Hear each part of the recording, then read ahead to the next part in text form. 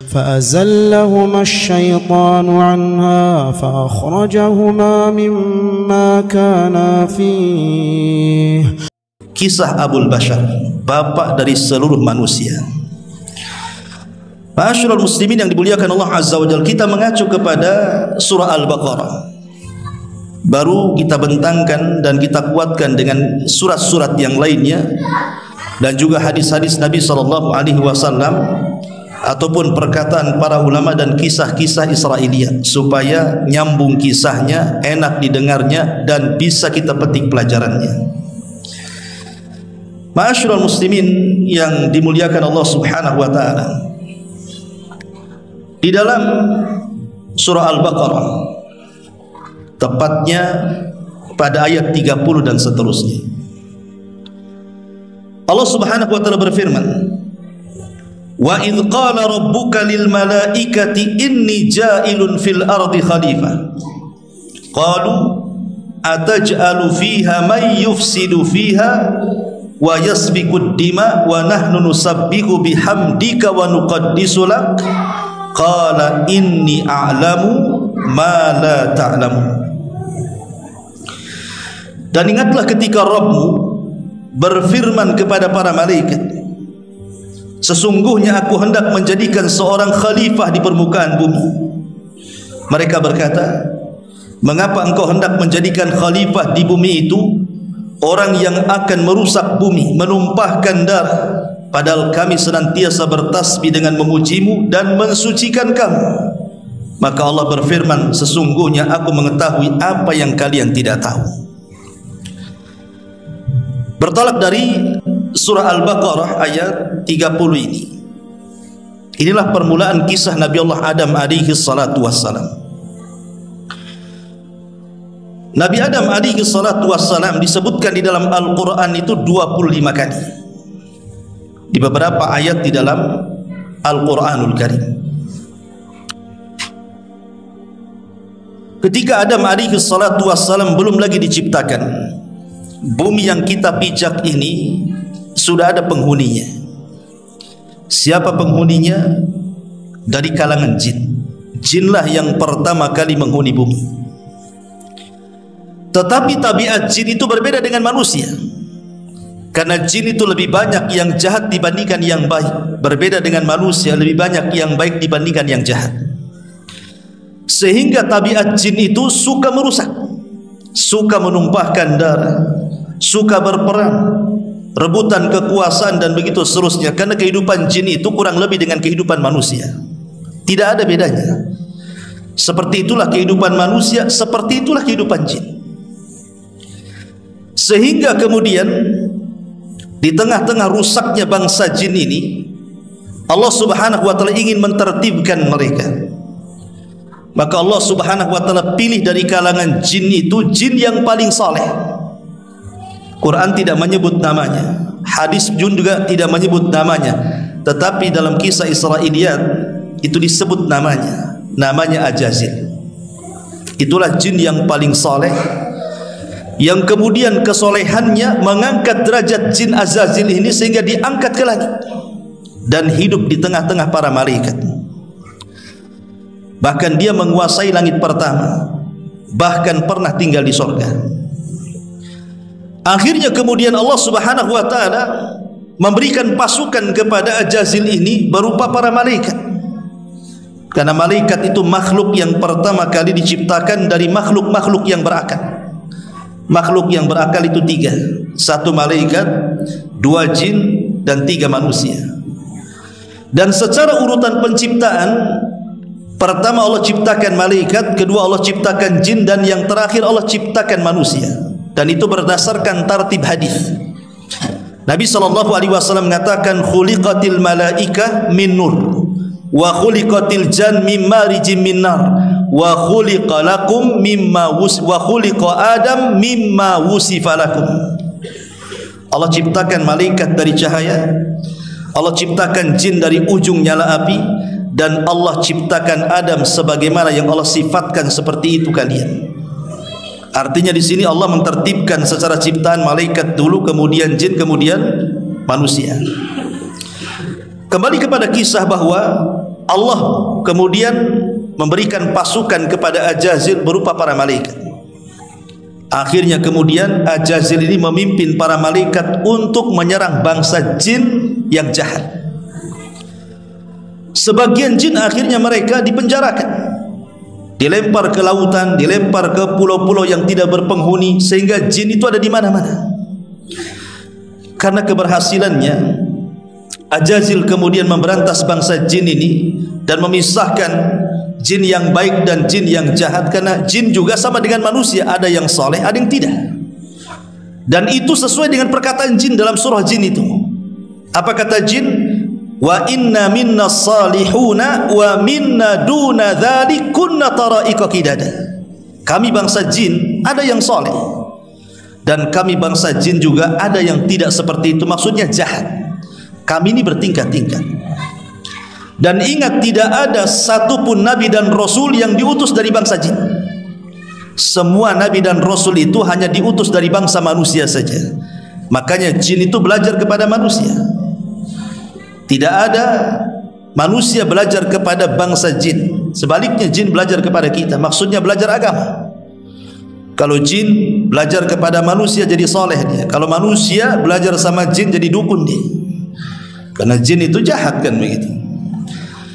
Lah akhirnya kemudian, setelah kemudian bangsa jin itu sudah mulai tertib kehidupannya, maka sebagai hadiah Ajazil kemudian ditempatkan oleh Allah Azza wa Jal di sorga. Dialah menjadi khazanatul jannah, penjaga sorga. Singkat cerita, akhirnya kemudian Allah Subhanahu wa taala hendak menciptakan makhluk yang akan bergenerasi. Artinya makhluk yang akan bergenerasi itu yang akan terus keberlangsungannya, yang disebut dengan khalifah. Khalifah itu artinya yakhlufu ba'duhu ba'dha, makhluk yang akan bergenerasi terus. Hilang generasi pertama, datang generasi kedua, hilang generasi kedua, datang generasi ketiga. Itulah yang disebut dengan manusia. Makanya di sini Allah Subhanahu wa taala memberitahu para malaikat, dan Allah mengatakan wa idz qala rabbuka lil malaikati inni ja'ilun fil ardi khalifah. Dan Rabbmu berkata kepada para malaikat, aku akan menciptakan makhluk yang akan menghuni bumi dan dia menjadi khalifah. Khalifah di sini artinya apa? Makhluk yang bergenerasi, yang akan terus, tidak keberlangsungannya akan terus ada. Malaikat ini berpikir, jangan-jangan Allah akan menciptakan makhluk seperti menciptakan jin. Karena jin itu kan perusak, suka menumpahkan darah, suka berperang. Jadi malaikat berpikir jangan-jangan makhluk yang akan diciptakan itu seperti mereka. Makanya kemudian malaikat mengatakan, ataj'alu fiha man yufsidu fiha wa yasfikud dima. Ya Rabb, apakah engkau akan menciptakan makhluk yang akan merusak bumi? Apakah engkau akan menciptakan makhluk yang akan menumpahkan darah? Lah Adam aja belum diciptakan, kenapa malaikat bicara seperti itu? Kan Adam belum diciptakan. Kenapa kemudian malaikat mengatakan seperti itu? Kata para ulama, ada 3 penafsiran. Penafsiran yang pertama, para malaikat mengkiaskan makhluk yang namanya Adam yang akan diciptakan beserta anak turunannya itu, dikiaskan kepada bangsa jin yang sebelumnya Allah telah ciptakan. Lihat, bangsa jin itu suka menumpahkan darah dan merusak bumi. Makanya malaikat mengkiaskan, jangan-jangan Adam seperti itu. Ini satu penafsiran. Penafsiran yang kedua, malaikat diperlihatkan bagaimana nanti Adam dan turunannya itu akan merusak. Karena apa yang dikatakan malaikat ada benarnya juga. Karena ketika Adam alaihissalam diberikan keturunan, anak-anaknya saling bunuh-membunuh. Qabil membunuh Habil, dan itu pembunuhan pertama. Tapi ada penafsiran yang ketiga, dan ini penafsiran yang wallahu a'lam mungkin agak mendekati kebenaran, bahwa malaikat itu hendak menawarkan diri, seolah-olah malaikat ingin mengatakan, ya Rabb, tidak perlulah kau ciptakan makhluk itu. Nanti dikhawatirkan makhluk yang kau ciptakan itu akan menumpahkan darah dan merusak bumi. Biar kami sajalah yang turun ke bumi. Biar kami yang turun ke bumi. Biar bumi dan langit bergema tasbih. Tidak usah kau ciptakan makhluk itu. Kalau kau menghendaki bahwa makhluk itu diciptakan untuk bertasbih memujimu, kami saja turunkan ke bumi. Biar kami yang bertasbih, biar kami yang mensucikan dirimu, sehingga bumi aman, tidak ada maksiat, tidak ada yang menumpahkan darah, tidak ada yang merusak. Biar kami saja, langit bumi kami ibadah, katanya. Tetapi Allah Subhanahu wa ta'ala katakan apa? Inni a'lamu ma la ta'lamun. Hei para malaikat, aku lebih tahu ciptaanku dibandingkan dirimu. Karena terbukti setelah Allah Subhanahu wa ta'ala menciptakan Adam alaihi salatu wassalam, lahir dari anak turunan Adam itu orang-orang mulia, lahir para nabi, lahir para rasul, lahir orang-orang baik, orang-orang soleh, para syuhada, dan sebagian mereka jauh lebih mulia dibandingkan para malaikat. Para nabi lebih mulia dibandingkan para malaikat. Artinya ini kalimat aku lebih tahu, kalian tidak tahu. Karena setelah Adam diciptakan, sekali lagi turunannya banyak orang-orang baik, banyak para nabi dan rasul yang menandingi kesolehan para malaikat. Ma'asyiral muslimin yang dimuliakan Allah Azza wa Jalla, setelah dialog seperti ini, maka mulailah kemudian Allah Subhanahu wa ta'ala mulai menciptakan Adam alaihi salatu wassalam. Bagaimana caranya? Disebutkan di dalam sebuah riwayat. Riwayat ini dijelaskan oleh ahli tafsir, salah satunya Imam Asy-Syinkiti rahimahullah dan yang lainnya, mengatakan dari Abdullah bin Mas'ud radhiyallahu anhu.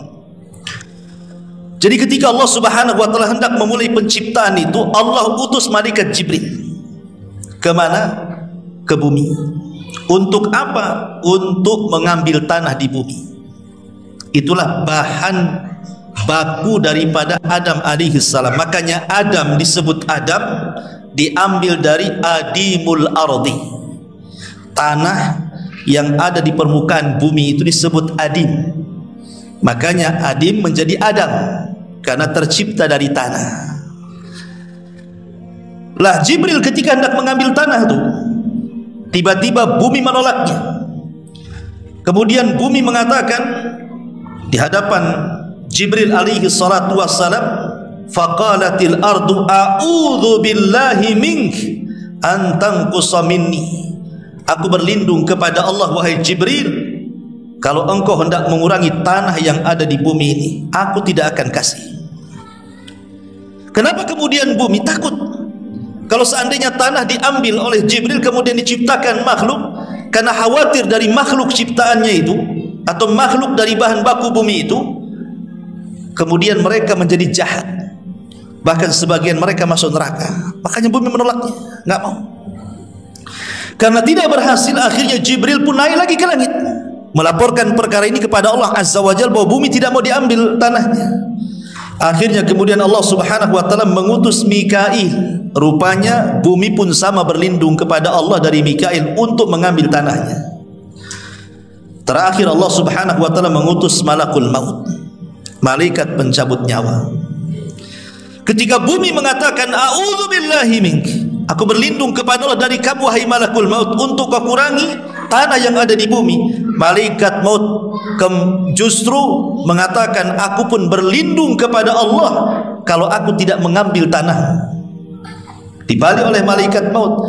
Akhirnya kemudian malaikat maut berhasil mengambil tanah itu, tentu dari berbagai macam tanah. Makanya dalam hadis Nabi SAW dari Abu Musa al-Ash'ari radhiyallahu an, Nabi SAW mengatakan, innallaha khalaqa Adam min qabdatin qabadaha min jami'il ardi. Allah ketika menciptakan Adam diambil dari segenggam tanah, dari semua jenis tanah bumi. Faja'a banu Adam ala qadril ardi, ja'a minhumul ahmar wal abyad wal aswadu wa baina dhalik was sahlu wal hazlu wal khabithu wat tayyibu, zada fil hadits Yahya wa baina dhalika wal ikhbar fi hadits Yazid. Kemudian kata Nabi SAW, kemudian keturunannya datang dengan beragam sesuai dengan unsur tanah. Ada di antara mereka yang berkulit merah, ada di antara mereka yang berkulit hitam, ada di antara mereka yang berwarna-warna. ada yang lembut, ada yang kasar, ada yang buruk, ada yang baik, dan ada di antara itu semuanya. Jadi ketika malaikat maut mengambil tanah itu, maka malaikat maut mengambil tanah dari berbagai macam warna tanah dan dari berbagai macam sifat tanah. Jadi diambil tanah hitam sedikit, diambil tanah putih sedikit, diambil tanah merah sedikit, nanti tanah keras sedikit, tanah lembek sedikit, dan begitu seterusnya. Karena ini akan menjadi sifat manusia kelak. Makanya wajar kalau seandainya manusia itu ada yang kulitnya putih, mungkin diambil dari tanah putih, kan itu ya. Ada yang mungkin warnanya merah, diambil dari warna merah. Ada yang mungkin tanahnya kulitnya berwarna hitam, mungkin diambil dari kulit hitam, kan itu. Ada yang mungkin campuran warna, itu mungkin campuran tanahnya. Mungkin ada hitamnya, ada putihnya, ada merahnya, kan itu. Begitu juga sifatnya. Ada yang mungkin agak lunak, agak lembut, mungkin dari tanah lembut lah, kan gitu. Mungkin ada yang keras kepala, keras hati, mungkin dari tanah hati. Kalau yang suka bertengkar itu diambil dari tanah sengketa mungkin. Gitu kurang lebih lah begitu. Tapi intinya bahwa akhirnya kemudian malaikat maut ini berhasil mengangkat ke langit. Setelah kemudian tanah itu sampai di langit, maka Allah Subhanahu wa taala mulai membentuk Adam alaihi salatu wassalam. Langsung Allah yang membentuknya. Inilah bedanya Adam dengan ciptaan Allah yang lainnya. Kalau ciptaan Allah yang lainnya dengan kun fayakun, tapi Adam tidak. Adam dibentuk oleh Allah Azza wa Jalla. Laqad khalaqnal insana fi ahsani taqwim. Sungguh kami ciptakan manusia itu sebaik-baik bentuk. Tidak ada bentuk terbaik melebihi bentuk manusia. Dan Allah Subhanahu wa taala menciptakan pertama Adam itu dari wajah dulu. Makanya kenapa kita tidak boleh kemudian memukul wajah ataupun memburuk-burukan wajah orang. Karena ketika kita menampar wajah ataupun memburuk-burukan wajah orang, sama dengan memburuk-burukan yang menciptanya Allah Subhanahu wa taala. Ma'asyiral muslimin yang dimuliakan Allah Azza wa Jalla, setelah kemudian terbentuk kepalanya, kemudian tangannya, kemudian badannya, kemudian kakinya, maka Allah Subhanahu wa taala membentuk Adam itu tingginya 60 hasta. 60 hasta, satu hasta itu setengah meter. Ya, berarti kalau 60 hasta ya kurang lebih 30 meter Adam itu. Dengan lebar 7 hasta artinya 3,5 meter kali 30 meter. Makanya kalau antum pernah ke Saudi, di situ ada sepeda Nabi Adam. Kapan-kapan Adam punya sepeda itu. Itu mungkin replika. Kalau mungkin sepeda itu ada di zaman Nabi Adam, ya seperti itulah besarnya gitu ya. Rupanya sepeda itu dari Jogja katanya. Dia dari Jogja, disebut sepeda Nabi Adam pula. Ya. Intinya bahwa Adam alaihi salatu wassalam kemudian dibentuk oleh Allah Azza wa Jalla dengan sedemikian rupa, yang berbeda bentuknya dengan malaikat, berbeda pula dengan jin. Karena ingat, jin itu sifatnya buruk. Tidak ada jin itu yang dari segi bentuk ya, rupa, jin itu tidak seperti manusia. Jin itu buruk. Makanya ketika ada seorang peruqyah, seorang syekh meruqyah, kemudian jinnya ngomong, rupanya jin itu yang masuk ke tubuh manusia adalah jin yang paling cantik di kaumnya. Jin yang paling cantik di kaumnya itu, yang ngaku jin yang paling cantik di kaumnya, masuk ke raga orang itu. Jadi sama syekh ini diruqyah. Kemudian ketika ditanya bentuknya, dia mengatakan aku memiliki 9 kaki katanya. Ya buat apa juga kan? Kalau ada gadis cantik kakinya 9, kira-kira mau enggak tuh? Itu namanya gurita. Itu namanya sotong bahasa gitu ya. Jadi itulah bentuk jin kayak gitu. Jin itu tidak ada yang baik, bentuknya aja jelek. Tapi manusia itu dibentuk dengan sedemikian rupa gitu ya. Makanya Allah mengatakan tadi, laqad khalaqnal insana fi ahsani taqwim. Kemudian Allah biarkan dia mengering, tidak ditiupkan ruh, dibiarkan mengering dulu. Makanya kemudian Allah Subhanahu wa taala banyak berfirman di dalam Al-Qur'anul Karim, inni khaliqun basyaran min tin fa idza sawaituhu wa nafakhtu fihi min ruhi faqa'u lahu sajidin. Sesungguhnya aku menciptakan manusia dari tanah, dibiarkan mengering. Tanah itu dibiarkan mengering, ada yang mengatakan 40 tahun wallahu a'lam. Tidak ada riwayatnya yang jelas, dibiarkan seperti itu. Lah ketika Adam sudah terbentuk jasadnya, iblis ini yang berada di sorga dengar bahwa Allah sudah menciptakan betul-betul makhluk yang dikehendakinya. Penasaran si Ajazil ini, karena Ajazil kan berada di sorga tuh, mulai hasad dia. Karena orang hasad itu adalah berkeinginan kalau nikmat orang itu hilang dan berpindah kepada dia. Dia takut kalau seandainya makhluk itu menggantikan posisi dia di sorga. Makanya kemudian Ajazil ini keluar dari sorga, kemudian melihat-lihat jasad Adam yang belum ditiupkan ruh, terkadang dipukul keluar suara. Kemudian dia masuk dari mulutnya, kemudian keluar dari duburnya, masuk dari lubang hidungnya, keluar dari lubang mulutnya, dan begitu seterusnya. Kemudian Ajazil mengatakan, oh ini bukan makhluk kuat katanya, ini makhluk lemah. Kenapa? Karena berongga, berarti dia butuh makan, dia butuh minum, ini makhluk lemah katanya. Apa kata Ajazil? Lau sullitu alayya la uhlikanna, kalau dikuasakan kepadaku makhluk ini sudah kuhancurkan katanya. Lihat, hasadnya sudah nampak, padahal belum tiupkan ruh tuh, hasad sudah nampak tuh. Makanya hasad itu penyakit pertama di langit dan penyakit pertama di bumi. Adapun hasadnya pertama kali di langit, hasadnya iblis kepada Adam. Adapun hasad itu penyakit pertama di bumi adalah hasadnya Qabil kepada Habil, sehingga terjadi pembunuhan. Jadi hasad ini bahaya, ya. Akhirnya kemudian karena iblis menganggap itu makhluk yang lemah, dia biasa saja. Tapi sudah ada hasad di hatinya. Sampai pada waktunya Allah Subhanahu wa taala mengumpulkan seluruh para malaikat.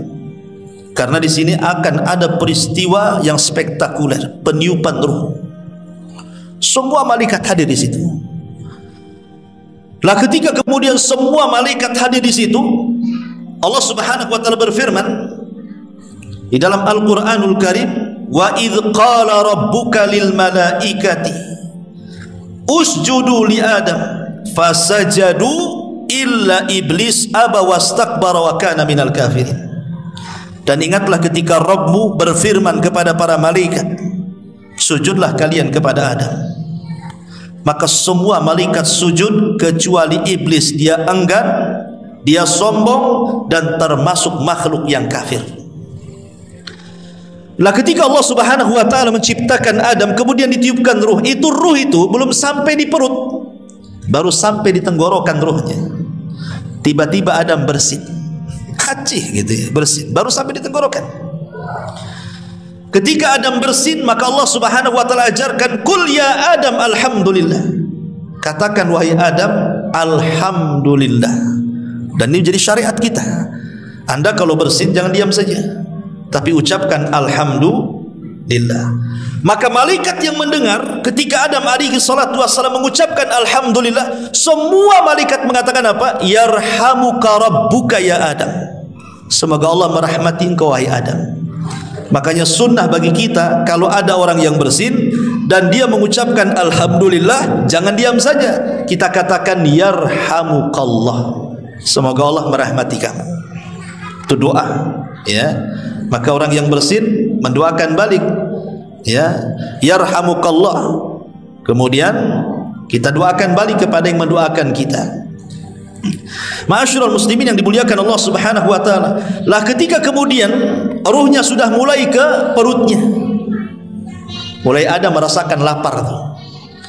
Sementara di hadapan Adam itu ada pohon yang banyak buahnya. Maka Adam belum lagi ruh sampai di kakinya, tangannya sudah mulai meraba-raba ingin memetik buah tadi, ingin makan, padahal ruh belum sampai di kaki itu. Dari sini kata para ulama, Adam alaihi salatu wasalam tersifati dengan sifat isti'jal, terburu-buru. Makanya keturunannya akan seperti itu, seperti itu. Inna khalaqnal insana fi ajal. Manusia itu kami ciptakan dalam kondisi tergesa-gesa, terburu-buru. Itulah sifat kita akhirnya kan. Karena Adam seperti itu, jadi turunannya seperti itu. Suka terburu-buru. Ya, tidak mau santai, padahal terburu-buru itu bagian daripada syaitan. Kata Nabi SAW, al-isti'jalu minas syaitan. Terburu-buru itu dari syaitan. lah ketika betul-betul ruh sudah sampai di kaki, Adam alaihi salatu wassalam, maka Allah subhanahu wa ta'ala perintahkan kepada Adam, idhab ila haula'in nafar, pergi kau kepada para malaikat itu, katanya, ucapkan salam kepada mereka dan dengar kira-kira apa jawabannya. Maka Adam pun menghadap para malaikat dan mengucapkan salam, assalamu alaikum. Maka para malaikat menjawab, waalaikumsalam warahmatullahi wabarakatuh. Maka Allah mengatakan, ya Adam, itulah bentuk penghormatanmu dan penghormatan seluruh keturunanmu. Jadi kalau kita menghormati orang, maka kita ucapkan salam. Lah ketika kemudian semata-mata ruh itu masuk ke raga Adam, maka Allah subhanahu wa ta'ala katakan, fa idza sawaituhu wa nafakhtu fihi min ruhi faqa'u lahu sajidin. Allah mengatakan, apabila sudah kusempurnakan ciptaan Adam, semata-mata ruh sudah masuk ke jasad Adam, hei para malaikat, sujud kalian kepada Adam. Jadi perintah Allah, semata-mata ruh itu masuk ke dalam jasad Adam, maka semua malaikat harus sujud.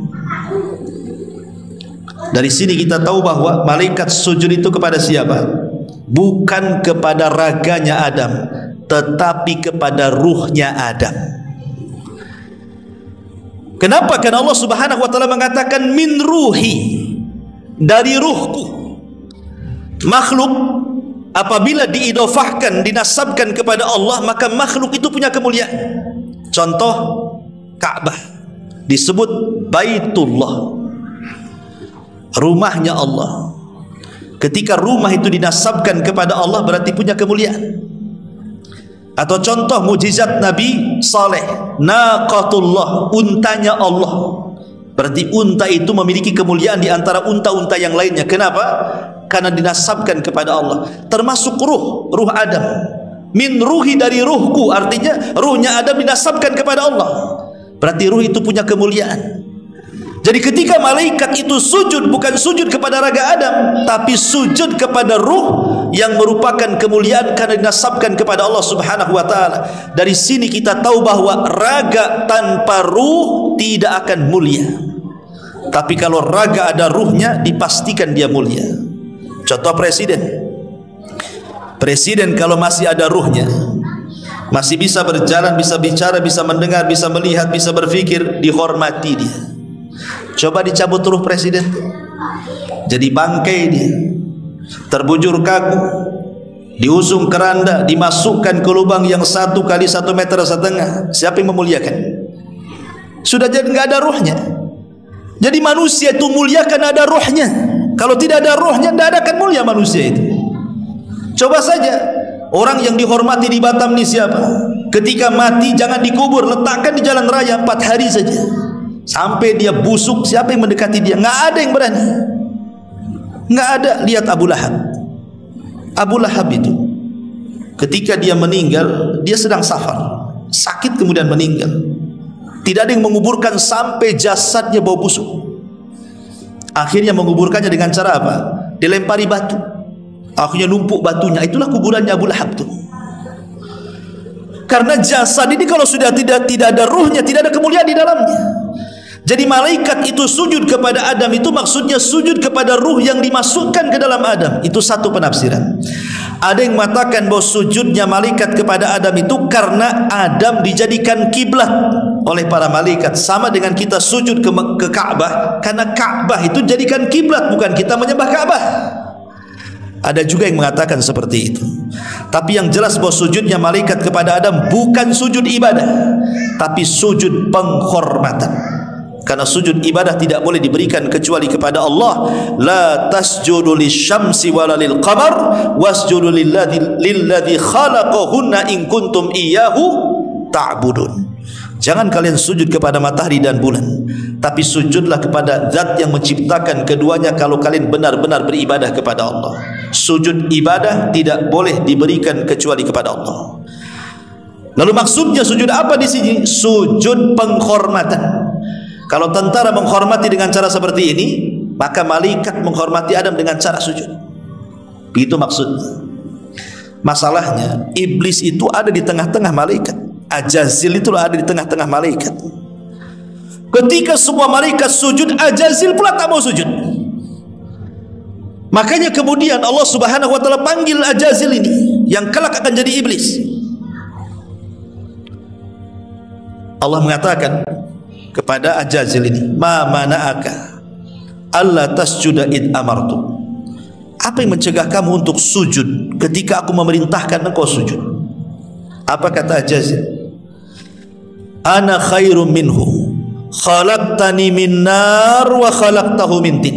Ya Rabb, aku lebih baik dibandingkan Adam, katanya. Kenapa?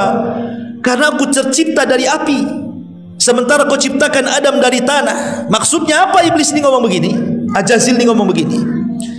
Maksudnya begini, Ajazil ini yang kelak akan jadi iblis ini, dia menganggap bahwa posisi dia itu lebih mendekati malaikat dibandingkan Adam dengan malaikat. Kenapa?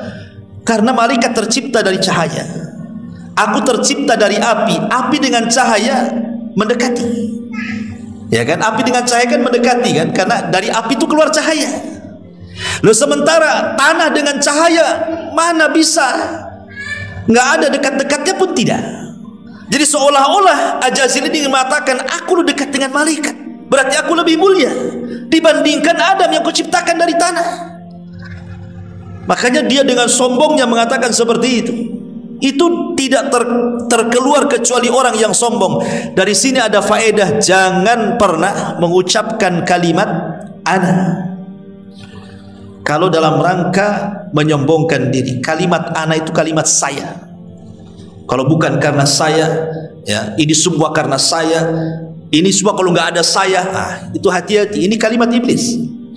Karena iblis memulai dengan kalimat saya lebih baik dibandingkan Adam. Makanya kalimat ananiyah, akuisme, kalimat saya dalam tempo-tempo tertentu, kalau dalam rangka menyombongkan dirinya, maka itu kalimat iblis. Bukan hanya kalimat iblis, ana juga kalimat Fir'aun, kalimat Namrud, dan kalimat Qarun. Ingat ketika Qarun mengatakan, ketika datang para pemungut zakat kepada Qarun, apa kata Qarun? Dia mengatakan, enak saja Musa itu, katanya, datang menyuruh orang untuk mengambil zakat saya, padahal kekayaan saya ini aku yang dapat, katanya. Dia mengatakan, innama utituhu min ilmin indi, ini kekayaan aku yang dapat, saya yang dapat. Ini karena kecerdasanku, kata Qarun, bukan karena dari Allah, ini karena kecerdasanku. Ini kalimat saya ini bahaya. Ataupun Fir'aun mengatakan, ana rabbukumul a'la, saya Rabb kalian yang paling tinggi. Atau Namrud mengatakan, ana uhyi wa umit, saya bisa menghidupkan dan mematikan, katanya. Jadi kalimat saya ini bahaya. Dalam tempo-tempo tertentu jangan mengucapkan kalimat saya, aku, ana, gitu ya. Kalau dalam rangka kesombongan, ini kalimat setan. Makanya dia mengatakan, saya lebih baik dibandingkan Adam. Adam tercipta dari tanah, aku loh tercipta dari api. Ketika dia mengatakan seperti itu, maka Allah Subhanahu wa taala murka. Kemudian Allah Subhanahu wa taala mengatakan, fakhruj innaka rajim, keluar kau iblis, engkau makhluk yang terkutuk. Sejak itulah Ajazil tidak lagi disebut Ajazil, dia berubah menjadi iblis. Disebut iblis itu karena makhluk yang putus asa dari rahmat Allah. Itu disebut iblis. Berubah dia jadi iblis tuh. Bayangkan, jin yang paling soleh menjadi jin yang paling jahat. Dari sini ada faedah bahwa kesolehan itu harus dijaga. Kesolehan itu harus dijaga. Lihat, Ajazil ini jin yang paling soleh, karena saking solehnya Allah hadiahi dia tinggal di sorga. Tapi belakangan menjadi jin yang paling jahat dan menjadi iblis. Kalau kita tidak mempertahankan kesolehan, jangan-jangan kita jadi iblis pula. Karena amal itu ditentukan bukan awalnya, tapi akhirnya. Kata Rasul, innal a'mal bi khawatimiha, amal itu ditentukan akhirnya. Betapa banyak awalnya soleh, akhirnya pula jadi jahat, seperti iblis, ya. Ma'asyiral muslimin yang dimuliakan Allah Subhanahu wa taala, para malaikat ini ketika Adam sudah diciptakan, pada awalnya kan malaikat ini menganggap bahwa makhluk itu akan menjadi perusak, penumpah darah. Tapi kenyataannya tidak demikian. Justru Allah Subhanahu wa taala ingin membuktikan ciptaannya jauh lebih mulia dibandingkan para malaikat setelah tercipta Adam. Dengan cara apa? Dengan cara Allah ajarkan pengetahuan.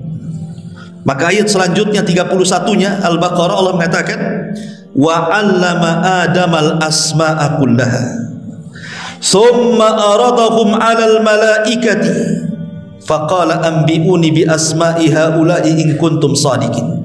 Qalu subhanaka la ilma lana illa ma 'allamtana innaka antal alimul hakim.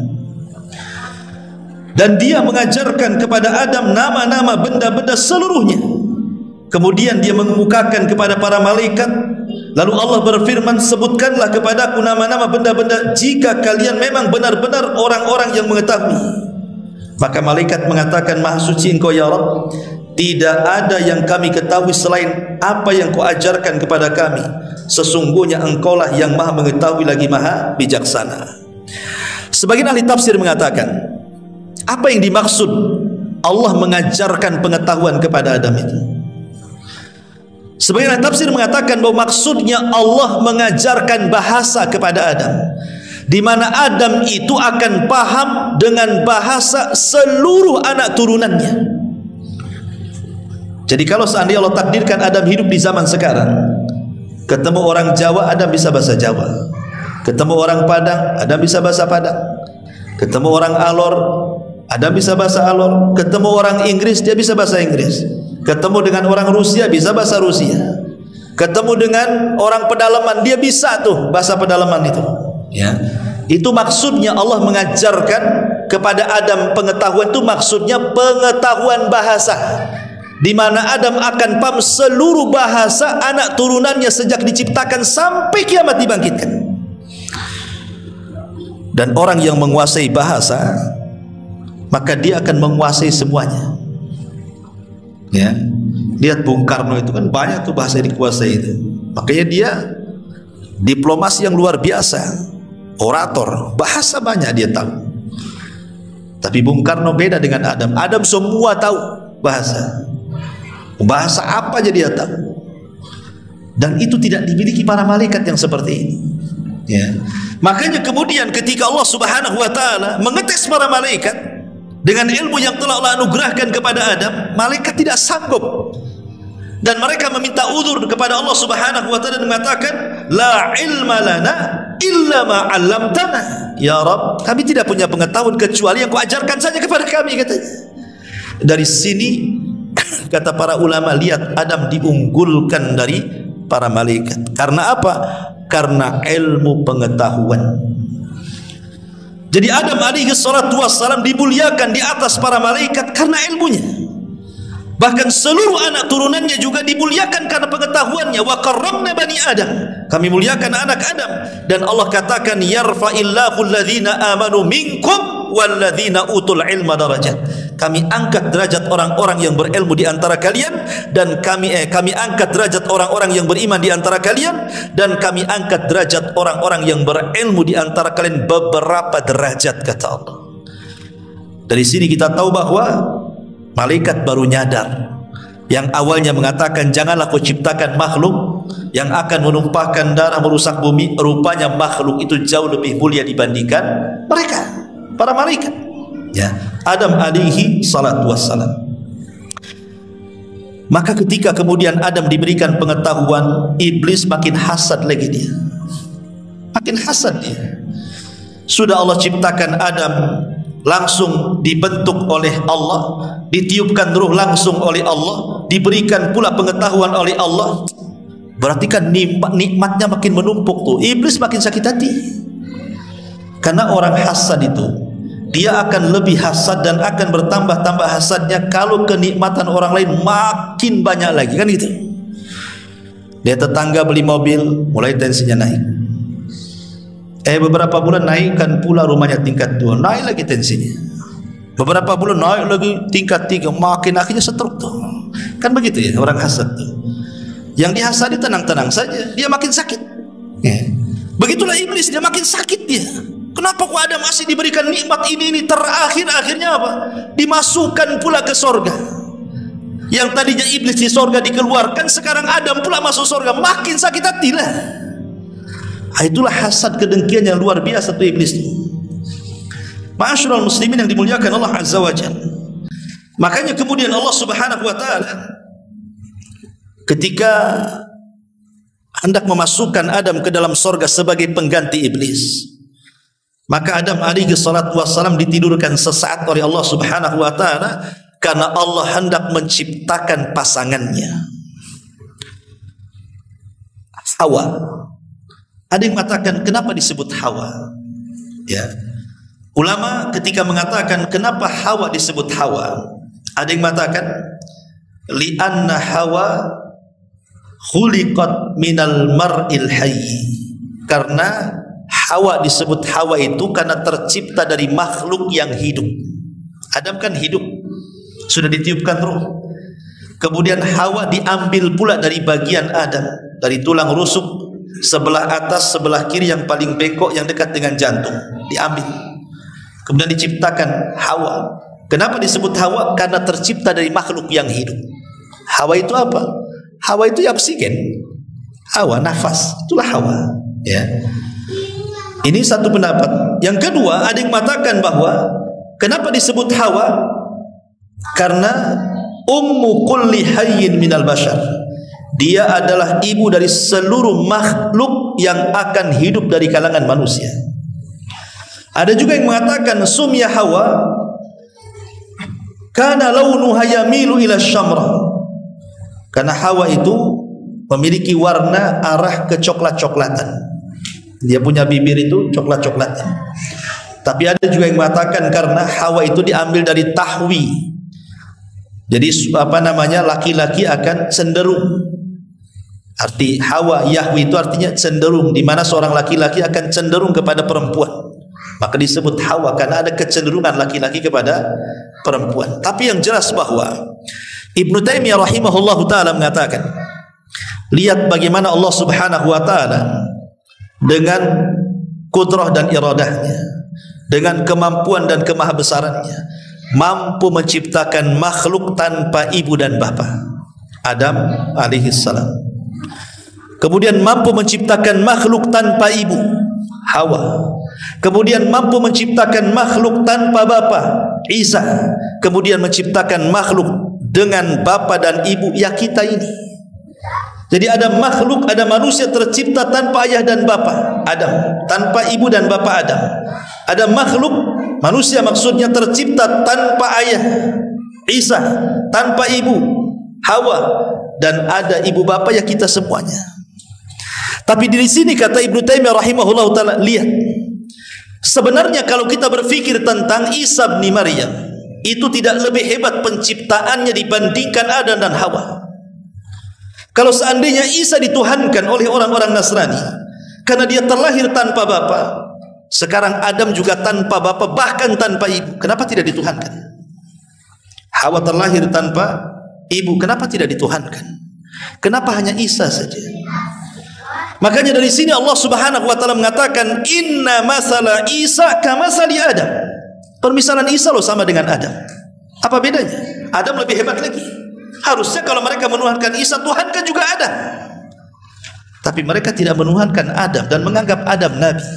Sebagaimana kalian menganggap Adam nabi, harusnya Anda juga menganggap Isa juga nabi. Ma'asyiral muslimin yang dimuliakan Allah Azza wa Jalla. Intinya bahwa Adam tercipta saat Hawa tercipta saat Adam sedang tertidur. Kenapa Hawa diciptakan saat Adam tertidur? Supaya Adam tidak benci dengan Hawa. Jadi ketika Adam sedang tertidur, Allah ambil tulang rusuk sebelah kiri yang paling atas, yang paling bengkok, yang dekat dengan jantung, diambil. Kemudian diciptakan Hawa, dibaringkan di sebelahnya. Ketika Adam alaihi salatu wassalam terbangun, kaget, rupanya ada perempuan di sampingnya. Kemudian ditanya, mana anti, siapa kamu? Maka Hawa mengatakan, saya Hawa. Adam mengatakan, kenapa Allah ciptakan kamu? Kata Hawa, li askuna ilaika, supaya aku bisa memberikan ketenangan kepadamu. Dari sini Allah katakan, wa min ayatihi an khalaqa lakum min anfusikum azwaja litaskunu ilaiha wa ja'ala bainakum mawaddatan wa rahmah inna fi dzalika laayatin liqaumin yatafakkarun. Dan dari tanda-tanda kuasa Allah, Allah jadikan kalian berpasangan. Ada suami, ada istri. Gunanya untuk apa? Litaskunu ilaiha, supaya engkau merasa tenang dengan pasanganmu. Kemudian terciptalah mawaddah, rasa cinta, warahmah, dan kasih sayang. Dan itu semua adalah kekuasaan Allah bagi orang-orang yang berfikir. Maka Adam diciptakan Hawa supaya dia tidak ketakutan di sorga. Karena seindah apapun sorga, ikhwan, seindah apapun sorga, kalau hidup sendirian itu ketakutan. Coba saja antum hidup sendirian di Batam. Satu kota Batam milik anda lah, tapi sendirian hidupnya. Lontang lantung ke Batam Center sendiri, ke Jodoh sendiri, ke Barelang sendiri. Apa nggak takut sendirian? Ya. Supaya tidak ketakutan, diciptakan pasangannya. Minimalnya kalau 2 orang dan beda jenis laki-laki dan perempuan, nggak akan takut hidup itu. Dulu kuburan itu hal yang menakutkan. Lewat kuburan saja kita lari. Sekarang udah, orang pacaran di kuburan udah tak takut lagi, karena dua-duanya setan. Akhirnya kan nggak takut kan di situ, karena berdua. Coba sendirian, jangan dibawa pasangannya, suruh duduk di atas kuburan, apa nggak merinding dia? Tapi kalau berdua itu hilanglah rasa takutnya. Makanya diciptakan Adam, diciptakan Hawa untuk Adam itu maksudnya untuk menghilangkan perasaan takut Adam, sehingga tumbuh cinta dan kasih sayang di antara keduanya. Makanya Allah mengatakan ayat selanjutnya kepada Adam alaihi salatu wassalam, wa qulna ya Adam uskun anta wa zawjukal jannah. Al-Baqarah 35-nya. Dan kami berfirman, wahai Adam, diamilah oleh kamu dan istrimu sorga itu. Wa kula minha ragadan haitsu syi'tuma wa la taqraba hadhihi asy-syajarata fatakuna minadh dhalimin. Dan makanlah makanan-makanan yang banyak yang ada di sorga yang kau sukai, tapi ingat, janganlah kamu dekat pohon ini yang menyebabkan kamu termasuk orang zalim. Jadi Allah Subhanahu wa taala idza arada syai'an ahya asbabah. Ikhwan, Allah itu kalau menghendaki sesuatu pasti Allah akan hidupkan sebabnya. Segala sesuatu itu pasti ada sebab. Setiap akibat ada sebab. Namanya ada sebab akibat kan gitu ya. Tidak ada perkara di dunia itu yang tidak ada sebabnya. Pasti ada sebabnya. Orang mati aja ada sebabnya. Ya. Orang dapat rezeki ada sebabnya. Orang punya anak pun ada sebabnya. Semua ada sebabnya. Di kehidupan dunia pasti ada sebabnya. Lah Adam alaihi salatu wassalam kan memang diciptakan oleh Allah bukan untuk tinggal di sorga. Karena Allah sebelumnya sudah ngomong di hadapan para malaikat, inni ja'ilun fil ardi, aku akan jadikan makhluk di bumi, bukan di sorga. Sehingga Adam tidak mungkin lama di sorga, karena tujuan Allah itu bukan menciptakan di sorga, tapi menciptakan makhluk untuk di bumi. Makanya bagaimana caranya Adam itu tidak tinggal di sorga, dia harus ke bumi. Maka Allah ciptakan sebabnya. Apa sebabnya?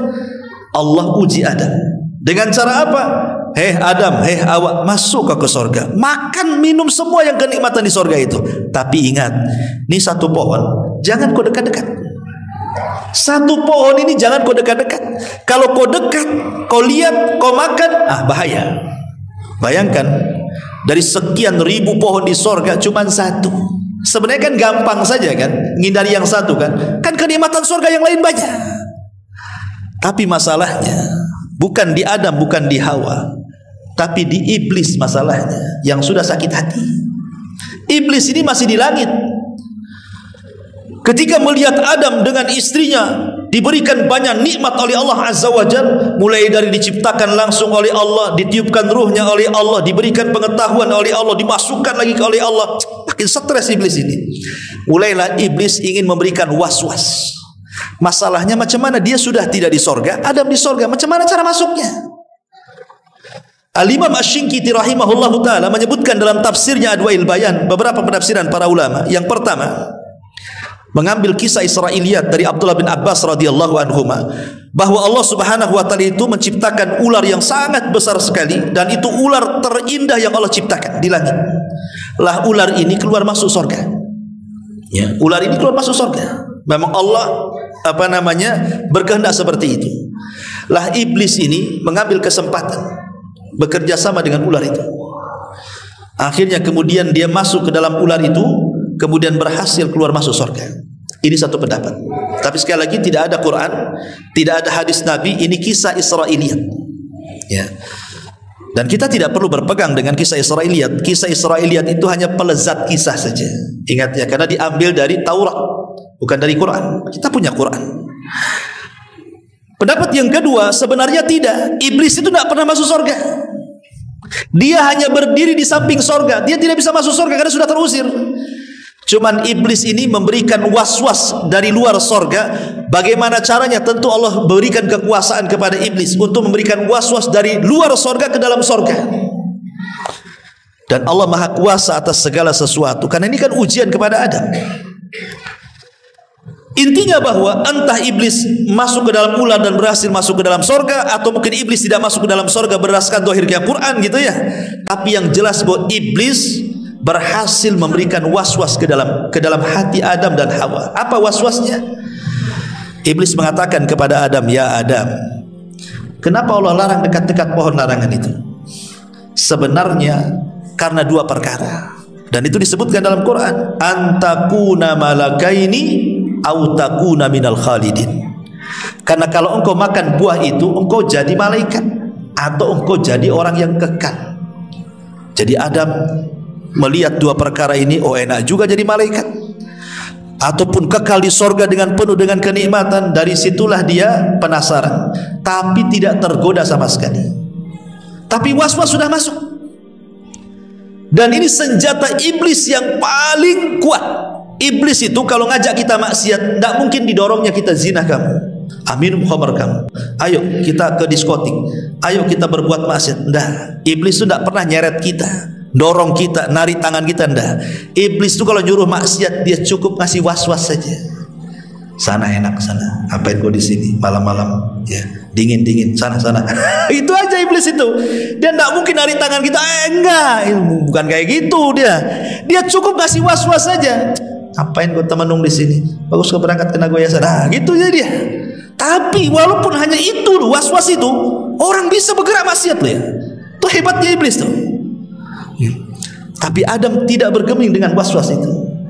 Akhirnya iblis karena putus asa tidak bisa menggoda Adam, dia cari trik yang kedua. Ingat, iblis itu banyak langkahnya.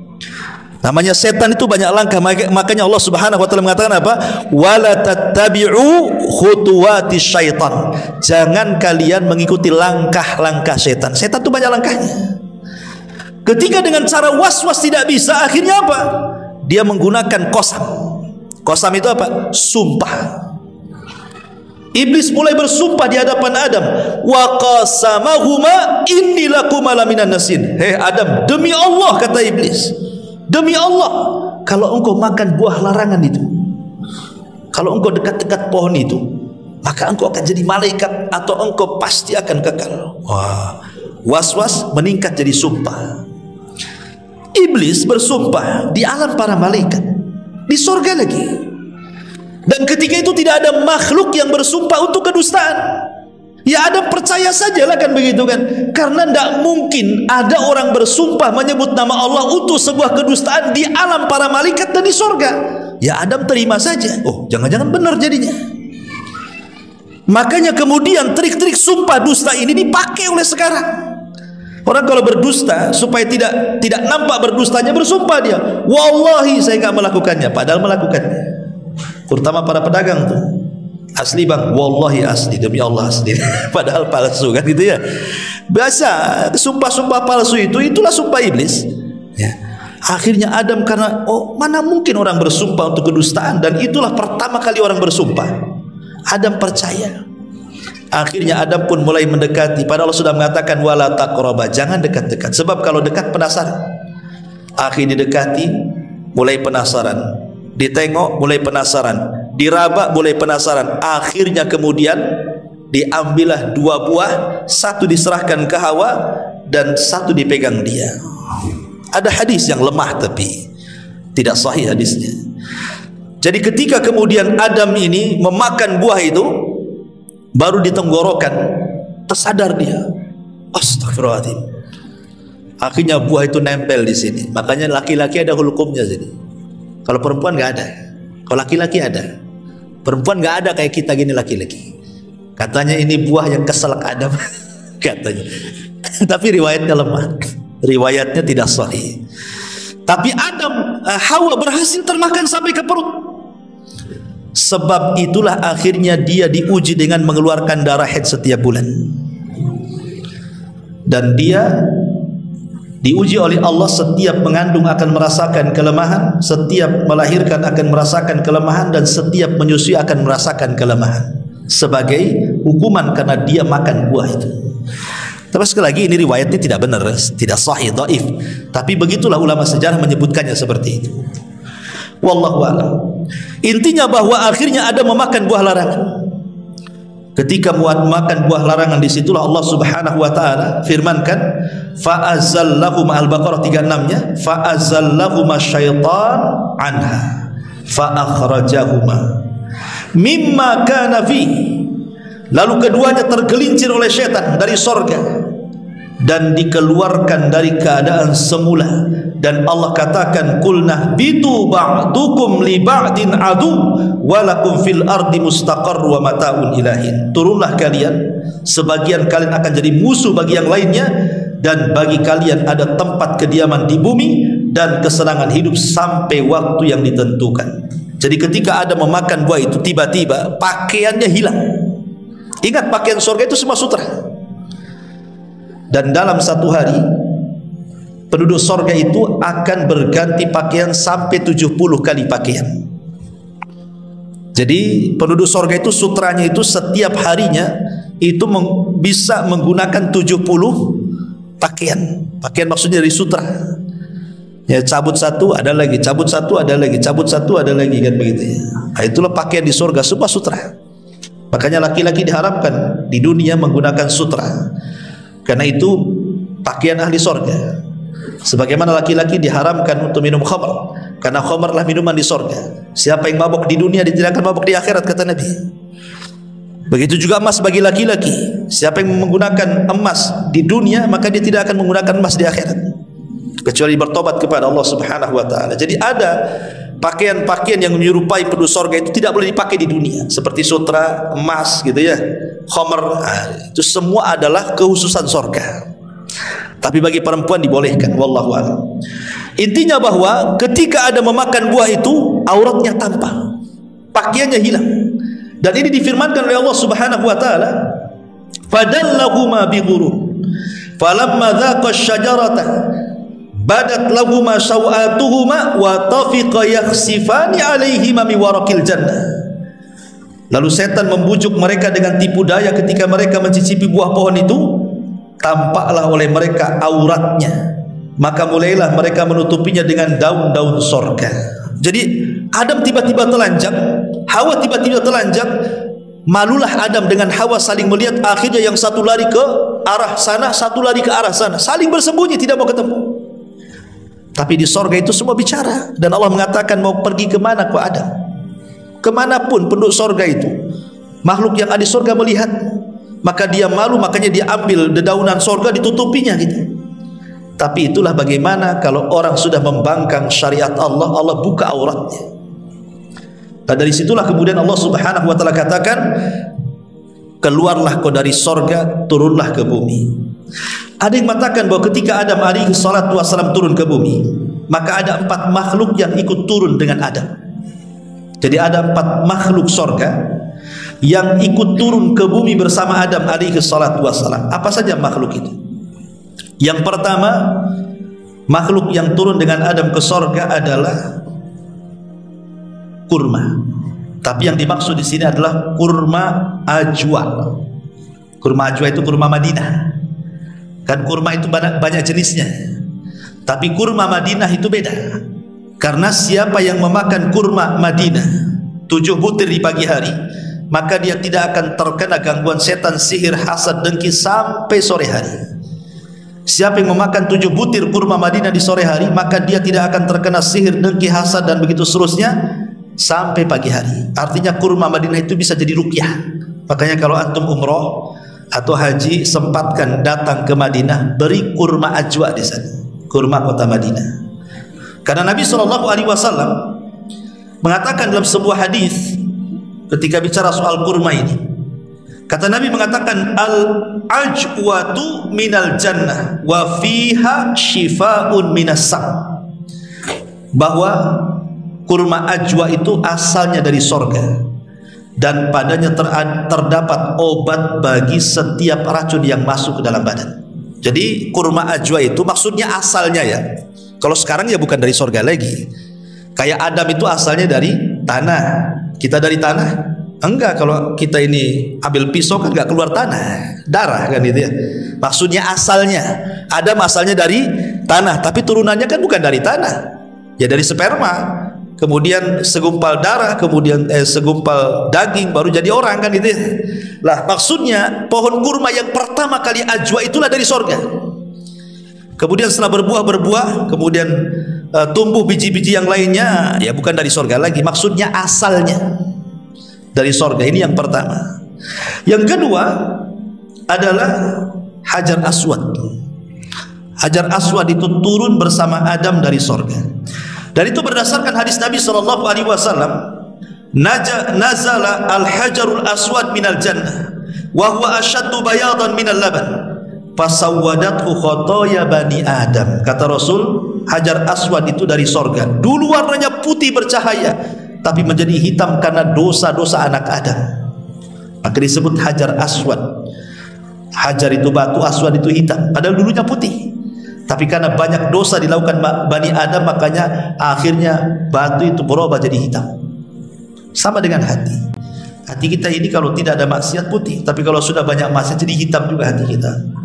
Kemudian yang kedua, yang ketiga, Maqam Ibrahim, tempat pijakannya.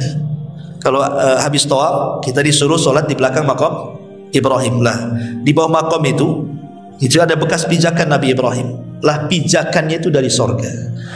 Kata Nabi SAW ketika bicara tentang Maqam Ibrahim, inna rukna wal maqam yakutatani min yakutil jannah tamasallahu nurahuma walau lam yatmis nurahuma la adha'ata ma bainal masyriqi wal maghrib. Sesungguhnya rukun dan maqam keduanya adalah dua permata dari sorga. Allah hapus cahayanya. Kalau Allah tidak hapus cahayanya, tentu cahaya itu akan menerangi barat dan timur, katanya. Ini yang ketiga. Dan yang terakhir adalah sungai Nil dan sungai Efrat. Kata Nabi SAW ketika bicara soal sungai Nil dan Efrat ini, ra'a arba'ata anharin, Nabi melihat 4 sungai, min asliha nahrani zahirani wa nahrani batinan, 2 sungai zahir, 2 sungai batin. Kemudian aku bertanya, ya Jibril, apa yang dimaksud sungai-sungai ini?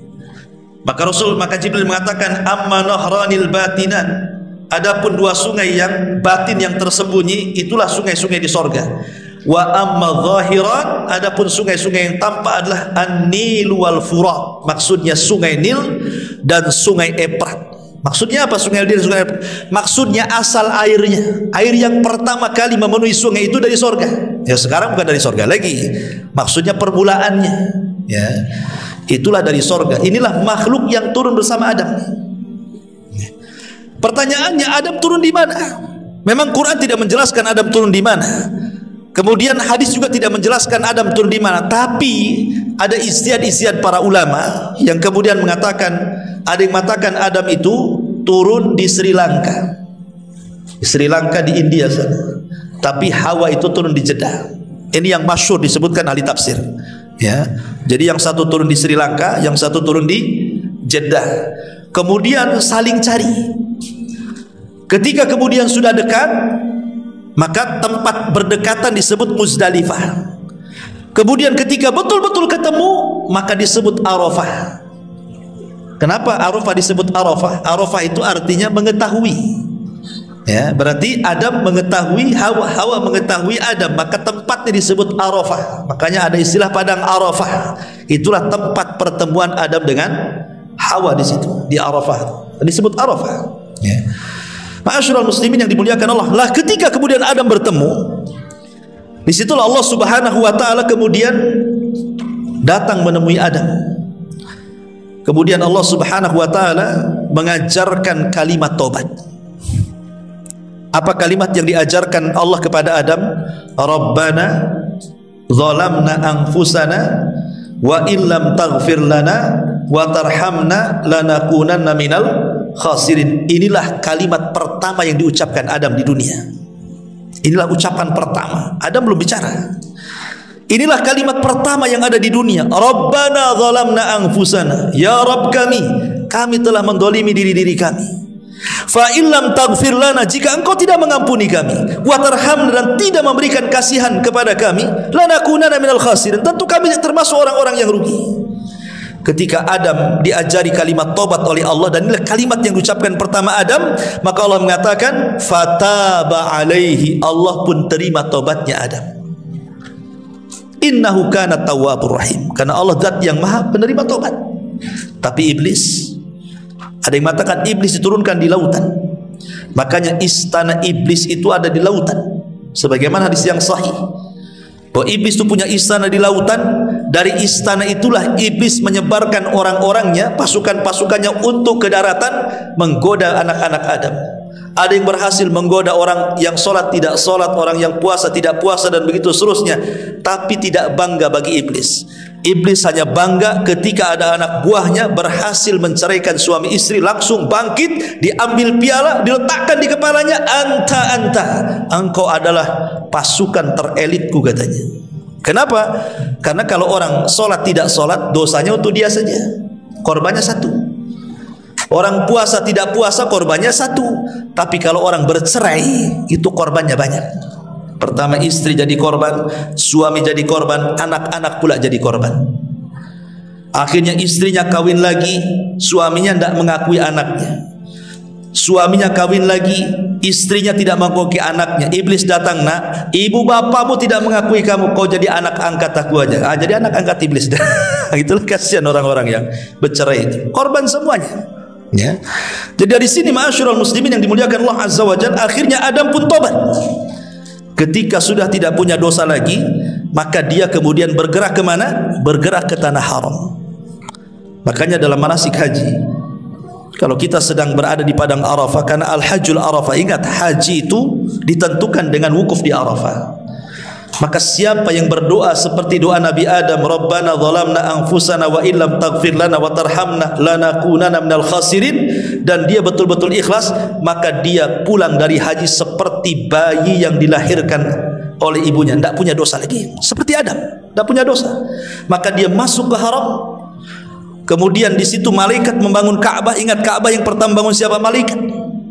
Maka mulailah Adam kemudian beribadah. Itulah tanah pertama Allah diibadahi di permukaan bumi. Sebelum ada tanah tempat ibadah, disitulah tempat ibadah. Jadi Mekah itu adalah tanah yang pertama kali diibadahi Allah di situ. Itulah Adam dengan Hawa beribadah di situ. Ma'asyiral muslimin yang dimuliakan Allah Azza wa Jalla, dari sinilah Allah Subhanahu wa taala perintahkan Adam untuk menggauli Hawa. Karena Allah sudah katakan bahwa dia akan menjadi makhluk yang bergenerasi, harus ada generasi, dan itu harus kawin. Makanya kemudian Adam diilhamkan untuk menggauli Hawa. Dari sinilah kemudian Hawa Allah takdirkan hamil sampai 20 kali, dan setiap hamil selalu kembar, sehingga akhirnya Adam punya anak 40, ya, dan setiap kembar pasti laki-laki dan perempuan, laki-laki dan perempuan. Jadi 20 anak laki-laki dan 20 anak perempuan. Sampai pada waktunya, akhirnya kemudian anak-anaknya sudah besar. Karena tidak ada orang lain, Allah perintahkan supaya kawin silang. Yang paling besar Qabil, adiknya Habil. Kemudian kata Adam, Qabil, kamu harus menikah dengan kembarannya Habil. Habil, kau harus menikah dengan kembarannya Qabil. Setan masuk di sini. Ketika setan tidak bisa menggoda Adam, masuk ke anak-anaknya, masuk ke telinga Qabil. Bil, tengok kembaranmu, cantik kan? Tengok kembaran Habil, jelek kan? Masa kau mau kawin sama orang jelek? Mulai dikasih was-was dia. Ya, dari situ mulai hasad dia. Dia tolak mentah-mentah perintah bapaknya dan mengatakan, saya tidak mau menikah dengan kembaran Habil, saya menikah dengan kembaran saya sendiri. Kata Adam, ini perintah Allah. Kalau memang perintah Allah, mana buktinya katanya? Kalau begitu kalian harus berkorban. Siapa yang diterima korbannya, maka dia berhak memilih pasangannya. Makanya Allah mengatakan, watslu alaihim naba abnai adam bil haq idh qarraba qurbanan fatuqbila min ahadihima wa lam yutaqabbal minal akhar. Bacakan kepada mereka wahai Muhammad tentang kisah dua putra Adam, kata Allah. Ketika keduanya berkorban, yang satu berkorban dengan kambing, yang satu berkorban dengan buah-buahan, kemudian Allah terima korbannya Habil dan Allah tolak korbannya Qabil. Dari sini Qabil marah dan mengatakan, la aqtulannak, saya akan bunuh kamu. Akhirnya betul-betul terjadi pembunuhan. Itulah pembunuhan pertama di alam manusia, Qabil membunuh Habil.